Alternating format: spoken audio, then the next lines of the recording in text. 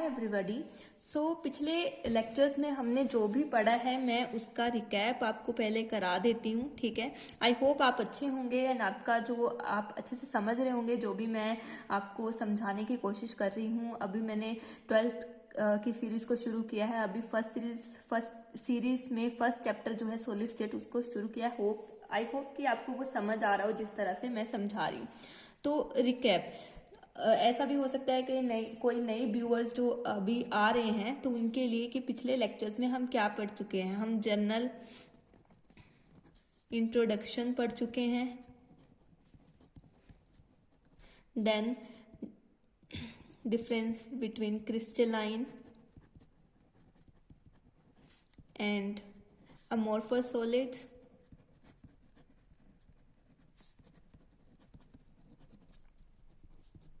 types of crystalline solids,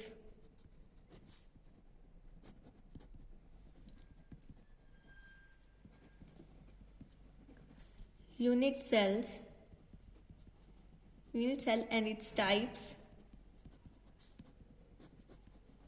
जो कि हमारे पास प्रिमिटिव उसमें एससीसी एंड नॉन प्रिमिटिव उसमें हमारे बीसीसी एफसीसी इस तरह के हमारे आ जाते हैं, ठीक है। उसके बाद हमने पढ़ा क्लोज्ड पैक्ड स्ट्रक्चर्स। हमने इसको 1D में पढ़ा, 2D में पढ़ा, 3D में पढ़ा एंड लास्ट जो हमने पिछले 5th लेक्चर में जो हमने पढ़ा है वो है voids and its types।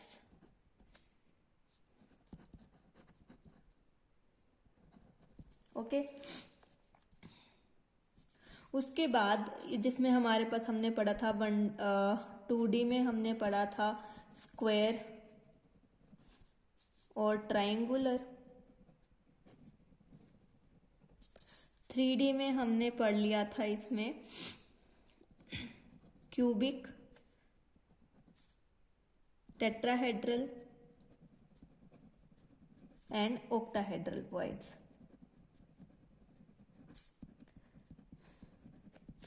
And lastly we start numericals on making formula with the help of location of atoms।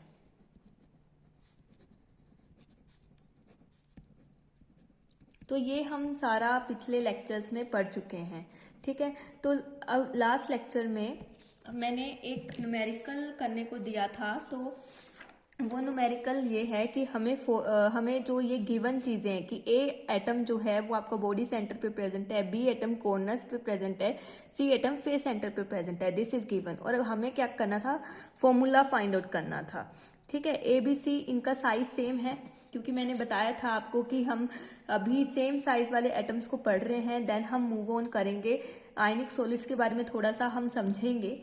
उसमें जो आयनिक सॉलिड्स में हमारे जो एटम्स होते हैं, आइटम्स तो होते नहीं, आयंस होते हैं, तो उन आयंस का जो साइज है वो डिफरेंट होता है, ठीक है।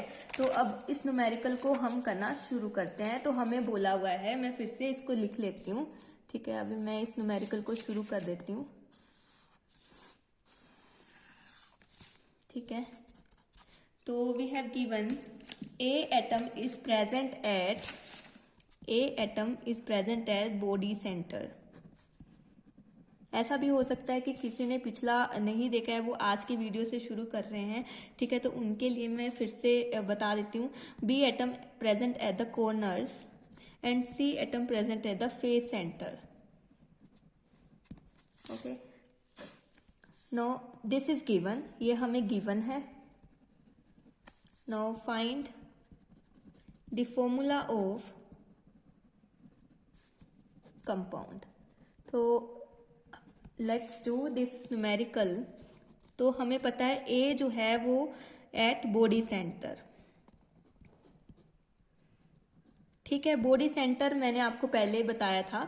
बॉडी सेंटर का अगर हम बनाएं, हम चित्र बनाएं, उसका फोटो बनाएं, ठीक है, तो वो इस तरह से, जैसे एक यूनिट सेल है तो इस यूनिट सेल के बिल्कुल सेंटर में प्रेजेंट होगा।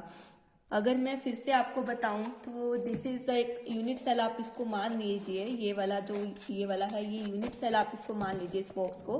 तो ये जो बॉडी सेंटर वाला एटम होगा ये बिल्कुल इसके सेंटर पे इस तरह से प्रेजेंट होगा, ठीक है। तो ये और इसका कंट्रीब्यूशन, क्योंकि ये एक ही यूनिट सेल के अंदर प्रेजेंट है, किसी के साथ शेयर नहीं हो रहा है, तो इसका कंट्रीब्यूशन क्या हो जाएगा, एक यूनिट सेल में 1 into 1, कि एक एटम है, एक ही यूनिट सेल को कंट्रीब्यूट कर रहा है, तो इसका क्या नंबर ऑफ एटम कितना आ जाएगा, 1 हो जाएगा, ठीक है। नंबर ऑफ एटम ए, ठीक है, तो वो 1 हो गया, मतलब ए आपके पास क्या आ गया, वो 1 आ गया, ठीक है। एंड अब हमें बोला हुआ है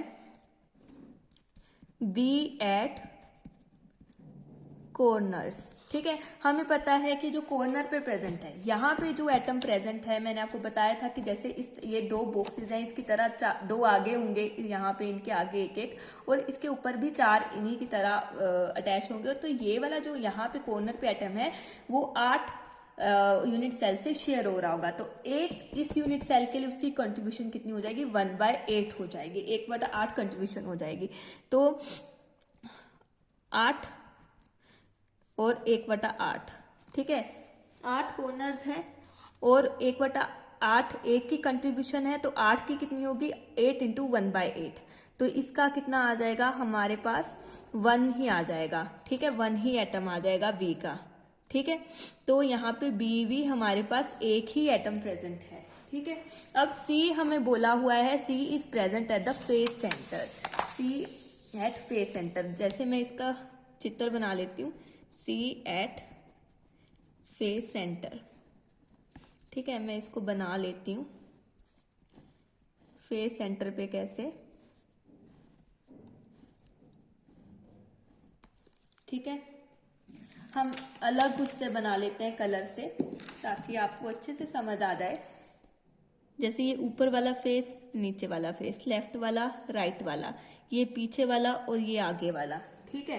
तो ये 6 फेसेस हैं। अगर आपको इस बॉक्स से समझाऊं तो एक ऊपर, इसके ऊपर भी लगा होना चाहिए, ठीक है, अभी है नहीं, आप इसको इमेजिन कर लो कि ऊपर भी आपसे इस तरह से कवर है ये बॉक्स। तो एक यहाँ पे एटम होगा, ठीक है, यहाँ पे एटम होगा, यहाँ पे होगा, यहाँ पे होगा, नीचे होगा, ऊपर होगा, हर फेसेस पे होगा, 6 फेस होते हैं। अब उसको समझने के लिए कि इसकी कंट्रीब्यूशन 1/2 होती है, आप यहाँ पे शेड करके यहाँ पे बॉल आप डाल लो, तो आधी बॉल इस यूनिट सेल से शेयर होगी, आधी बॉल इस वाले यूनिट सेल से शेयर होगी, ठीक है। तो एक यूनिट सेल के लिए उसका कंट्रीब्यूशन हो गया हाफ। कितने फेसेस हैं, 6 फेसेस हैं, ठीक है।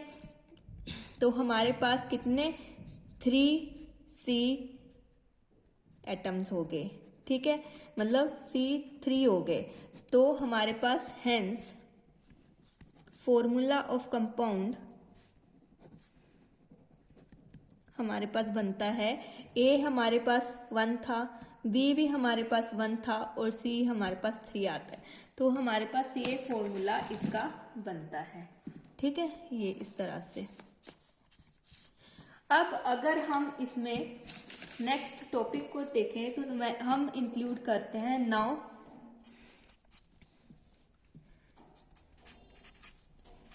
इंक्लूड voids इन फॉर्मूला।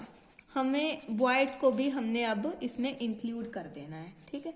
नेक्स्ट में आपकी एनसीईआरटी बुक में भी एक एग्जाम्पल आपका विदाउट voids वाले का है, ठीक है, और 2 एग्जाम्पल आपके voids वाले के हैं। उसमें एक एग्जाम्पल ऑक्टाहेड्रल void का है और एक एग्जाम्पल टेट्राहेड्रल void का है, ठीक है।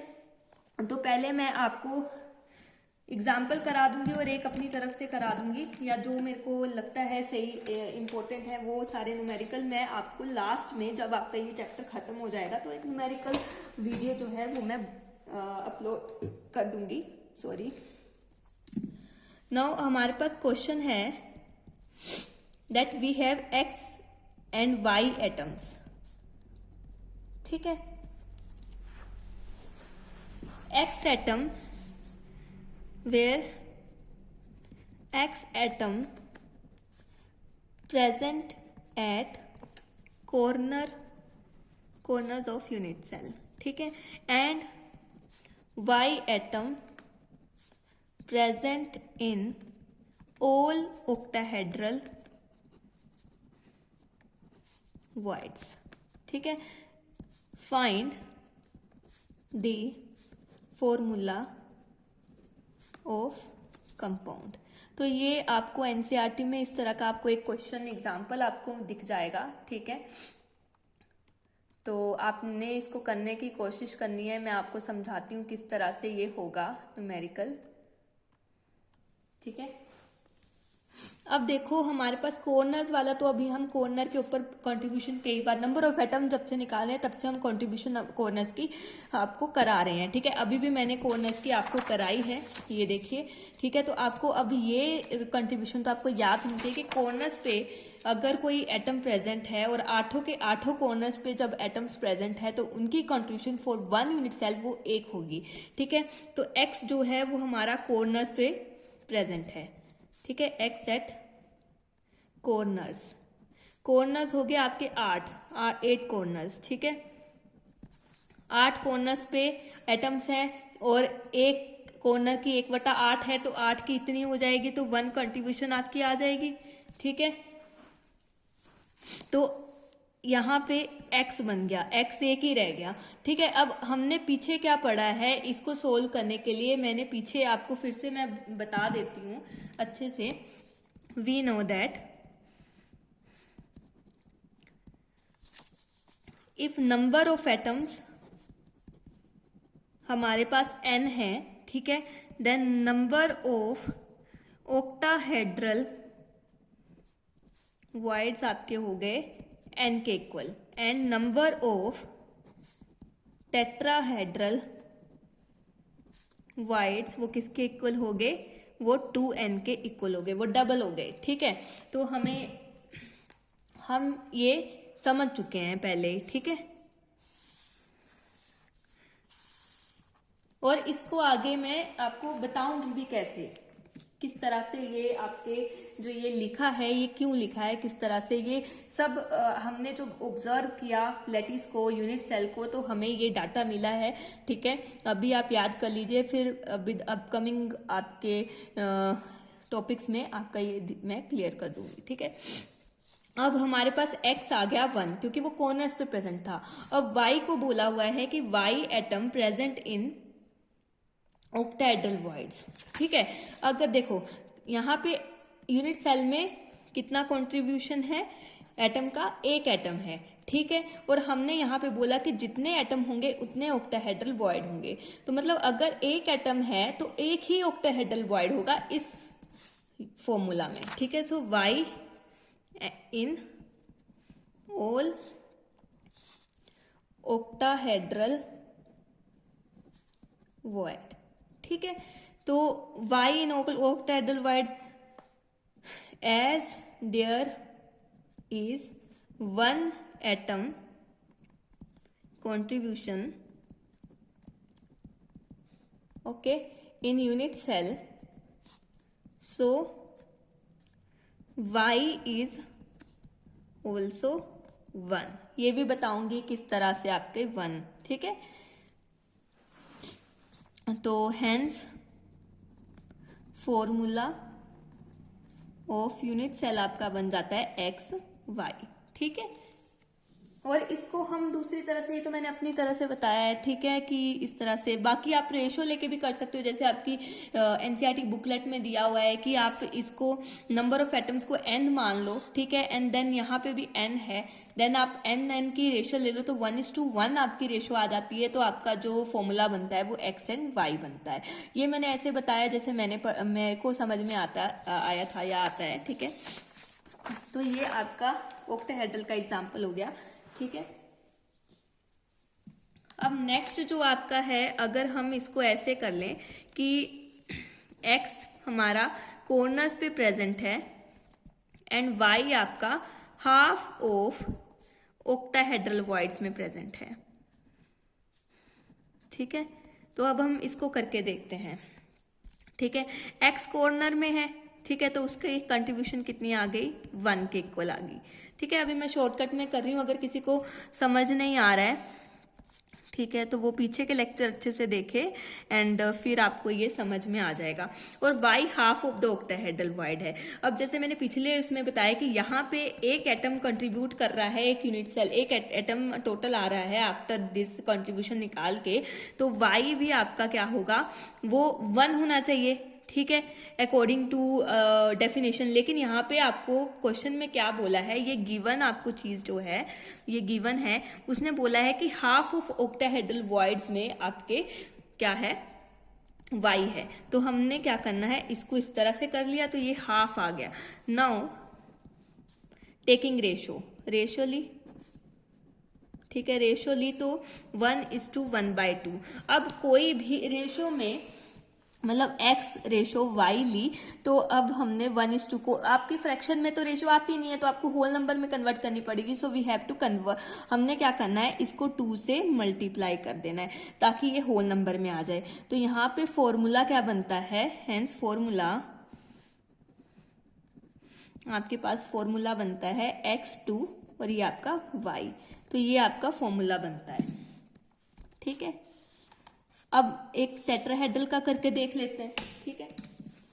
टेट्राहेड्रल का करके देखते हैं हम, दैट हमारे पास जो है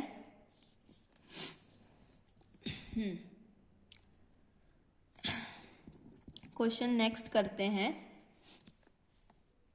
that we have A and B atom.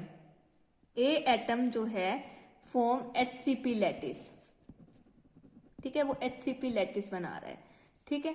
और जो बी एटम है वो 2/3 ऑफ टेट्राहेड्रल वॉइड में है, ठीक है। Then what is the formula,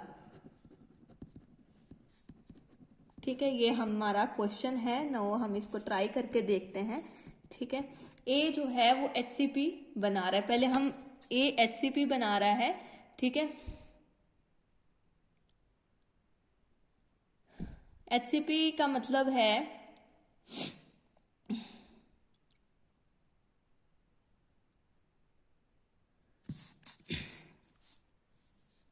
hexagonal close packing,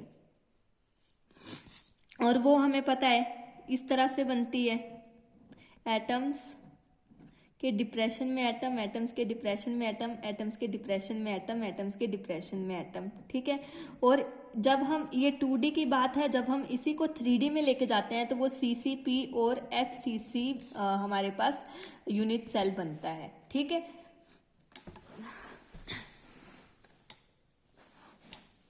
तो अब हम क्या करेंगे, अब हम इसको सोल्व करेंगे कि A जो है वो HCP बना रहा है, मतलब यहाँ पे, और B जो है, B हमारा टेट्राहेड्रल 2/3 ऑफ टेट्राहेड्रल वॉइड है, तो यहाँ पे 2/3 ऑफ टेट्राहेड्रल वॉइड है। तो अगर हमें पीछे फॉर्मूला, अकॉर्डिंग टू फॉर्मूला चले तो वो 2n है, ठीक है। तो यहाँ पे 4/3n आपका चला जाता है टेट्राहेड्रल का, ठीक है। एंड अगर हम इसकी रेशो लें, b अगर n है और हम अब इसकी रेशो लें, ठीक है, b को हम n मान लेते हैं, सॉरी a को हम n मान लेते हैं क्योंकि वो लैटिस में है, ठीक है, n एटम्स है लैटिस में, और 2/3, अब n एटम्स है लैटिस में और उसके डबल 2n चाहिए, और 2n हमारा 2/3 हमें कंडीशन दी है कि 2n का 2/3 का 2n आपको चाहिए, तो ये अब now taking ratio, sorry for the delay, now taking ratio, जैसे हमने A और B की रेशो ली तो n रेशो 4/3n, ठीक है। अब यहाँ पे क्या गया, 1 रेशो 4/3। अब मैंने जैसे बोला कि फ्रैक्शन में तो नहीं आता है, ठीक है, फ्रैक्शन में तो हमने क्या करना है, यहाँ से 3 से मल्टीप्लाई कर देना है। तो हेंस फॉर्मूला क्या बन गया हमारा, हेंस फॉर्मूला आपका बना A3B4, ठीक है। तो ये आपका फॉर्मूला बन चुका है, ठीक है। तो ये कुछ एक न्यूमेरिकल्स थे, बाकी न्यूमेरिकल्स अगर आपको और चाहिए तो वो हम कर लेंगे। लास्ट में हम एक सेशन रख लेंगे जिसमें हम सिर्फ न्यूमेरिकल्स ही प्रैक्टिस करेंगे, ठीक है। अब नेक्स्ट जो टॉपिक है that topic is very much interesting, जिसमें आपको ये पता चलेगा कि ये जो n and 2n हम लिख रहे हैं, ठीक है, ये कैसे लिख रहे हैं, ठीक है। लोकेशन ऑफ वॉइड्स, ठीक है। बेसिकली जो वॉइड्स हमने निकाले थे वो हमने अरेंजमेंट अगर मैं फिर से बनाऊं, ठीक है, एटम्स की 1D की अरेंजमेंट बनाई। अब एटम्स के डिप्रेशन में एटम, एटम्स के डिप्रेशन में एटम, एटम्स के डिप्रेशन में एटम बनाती जाऊंगी मैं, ठीक है, इस तरह से बनाती जाऊंगी।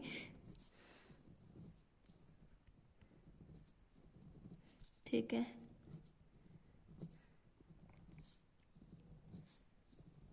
तो ये हमारी अरेंजमेंट बनती है ए बी टाइप अरेंजमेंट, ठीक है, इन 2D, ठीक है। HCP भी हम इसको बोलते हैं क्योंकि हमारा पास यहाँ पे हेक्सागोनल एक हेक्सागन बनती है यूनिट सेल में, और ट्रायंगुलर एक वो भी बनेगा यूनिट सेल में। अगर आप ऐसे ट्रायंगल भी जोड़ते चले जाएंगे तब भी एक ये अरेंजमेंट बनती चली जाएगी, ठीक है। तो यूनिट सेल डिफरेंट तरह के हो सकते हैं,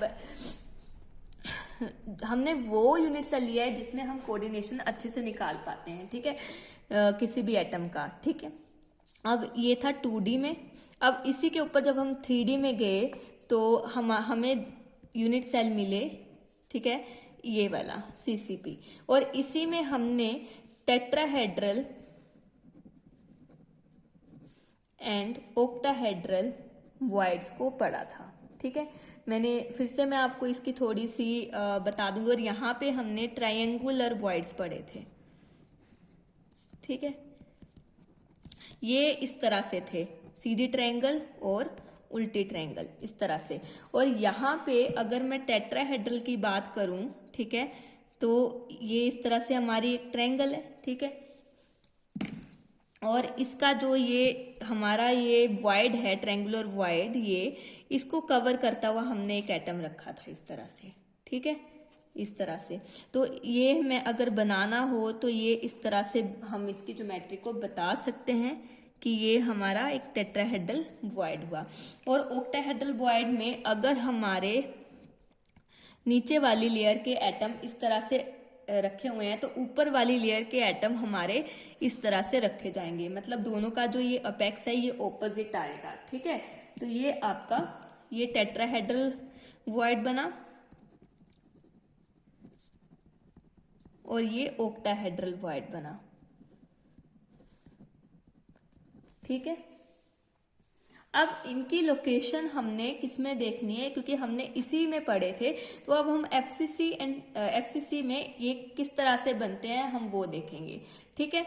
अब हम FCC का स्ट्रक्चर बना लेते हैं। मैं बड़ा सा आपको बना के बता देती हूँ ताकि आपको क्लियर हो जाए अच्छे से।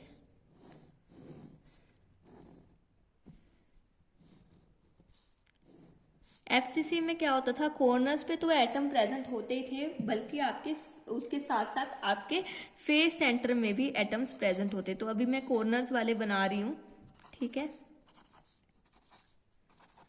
फेस वाले मैं वही बनाऊंगी क्योंकि मुझे लोकेशन ऑफ टेट्राहेड्रल वॉइड बनानी है, ठीक है। तो इस क्यूब में 4 डायगोनल्स हुए, ठीक है, 4 डायगोनल्स हुए। तो आपको एक बात याद रखनी है कि 4 डायगोनल्स में मतलब at 1 diagonal 2 tetrahedral voids are present, ठीक है। तो कैसे प्रेजेंट है वो दिखाती हूं मैं आपको। एक ये एटम है, इसके साथ मैं यहाँ पे एक फेस पे बना दूंगी, एक यहाँ पे फेस पे बना दूंगी, ठीक है, और एक यहाँ पे फेस पे बना दूंगी। तो अब अगर मैं इसको ज्वाइन करूं, ठीक है, ये इसको और यहाँ से इसको, ये फेस पे, ठीक है। उसके बाद एक यहाँ पे और एक यहाँ पे, इस तरह से आपका ये बनता है। ठीक है,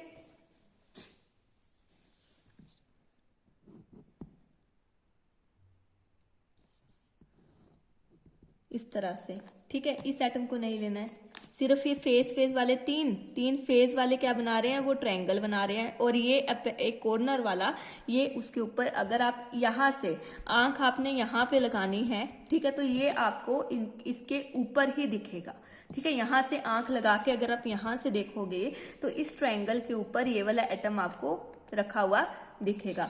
और ऐसे ही आपका यहाँ पे होगा। ठीक है, दूसरी साइड कि ये और यहाँ पे ये। ठीक है, ये फेस वाला बनाया हुआ है। ठीक है, इस तरह से ये ट्रायंगल बनी हुई है और ये आपका बना हुआ है। ठीक है, और ये आप इस तरह से बना लो। तो ये आपके एक डायगोनल पे दो टेट्राहेड्रल वॉइड्स प्रेजेंट है, क्योंकि इसका सेंटर जो है कहीं ना कहीं यहाँ पे डायगोनल के सेंटर यहाँ पे आएगा।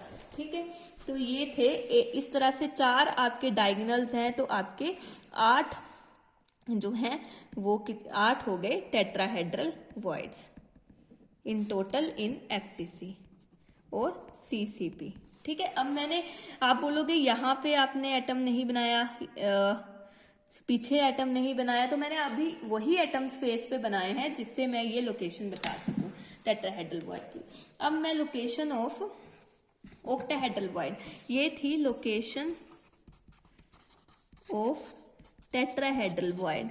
ठीक है, टेट्राहेड्रल वॉइड की लोकेशन थी जो मैंने आपको बता दी कि on the diagonal 2 tetrahedral voids होते हैं, तो 4 डायगोनल हैं तो 8 टेट्राहेड्रल वॉइड्स होंगे। ठीक है, 8 आपको ध्यान में रखना है। अब हम करेंगे लोकेशन ऑफ ऑक्टाहेड्रल वॉइड।